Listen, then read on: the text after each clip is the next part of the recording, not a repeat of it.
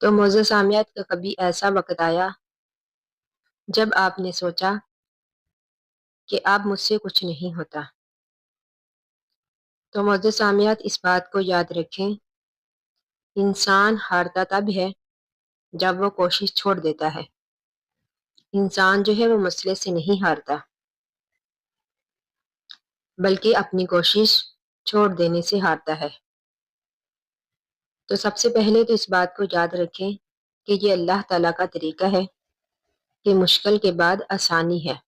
اللہ تعالیٰ نے قرآن مجید میں ارشاد فرمایا فَإِنَّ مَعَ الْعُسْرِ يُسْرًا، کہ بے شک تنگی کے ساتھ آسانی ہے۔ یعنی دیکھیے، جب اللہ تعالیٰ نے خود اعلان کر دیا کہ مشکل جو ہے وہ ہمیشہ کے لیے نہیں ہے، دیر ہوتی ہے، اندھیرا لمبا ہو جاتا ہے، مگر صبح جو ہے وہ ضرور ہوتی ہے۔ تو اسی طرح دوسرے نمبر پر اس بات کو ذہن میں رکھیں کہ ہم مشکل دیکھ کر بیٹھ جاتے ہیں، کوئی مشکل آتی ہے تو ہم سمجھ لیتے ہیں کہ اللہ نے ہمیں چھوڑ دیا، حالانکہ اللہ تو اپنے بندے کے سب سے قریب اس وقت ہوتا ہے جب وہ بندہ ٹوٹا ہوا ہوتا ہے۔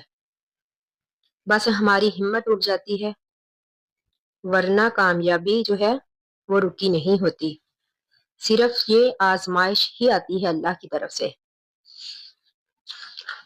تو اسی طرح ہمیں ہر وقت اللہ پر بھروسہ رکھنا چاہیے،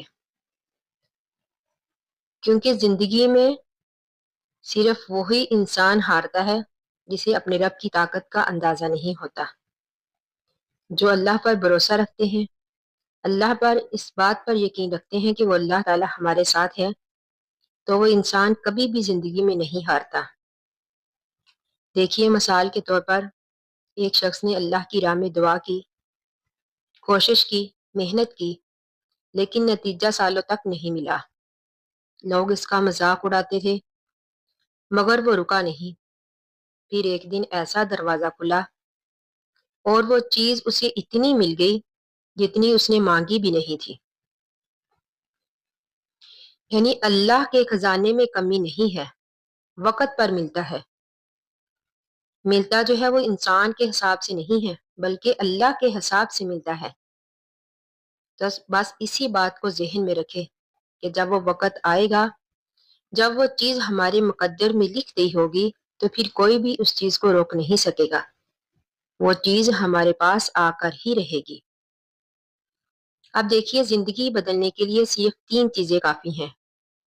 پہلے نمبر پر کوشش جاری رکھیں، دوسرے نمبر پر اللہ سے اچھی امید رکھیں، تیسرے نمبر پر مایوسی کو قریب نہ آنے دیں۔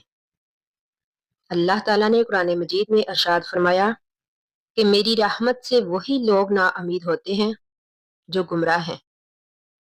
یعنی نا امید ہونا ایمان کے خلاف ہے۔ تو آئیے آج ایک فیصلہ کریں، مشکل ہے تو ٹھیک ہے، لیکن میں رکوں گا نہیں۔ گرنا گناہ نہیں، گرے مگر اٹھ کر دوبارہ چل پڑے۔ اللہ تعالیٰ آپ کے صبر کو ضائع نہیں کرے گا، یہ اللہ تعالیٰ کا وعدہ ہے۔ اللہ تعالیٰ نے قرآن مجید میں ارشاد فرمایا کہ اللہ تعالیٰ صبر کرنے والوں کے ساتھ ہے۔ تو اللہ تعالیٰ سے دعا ہے کہ اللہ تعالیٰ ہم سب کی مشکلات کو آسان کرے، ہمیں ہر حال میں اپنی طرف رجوع کرنے کی توفیق دے۔ آمین ثم آمین۔ آخر دعوانا ان الحمد للہ رب العالمین۔ السلام علیکم۔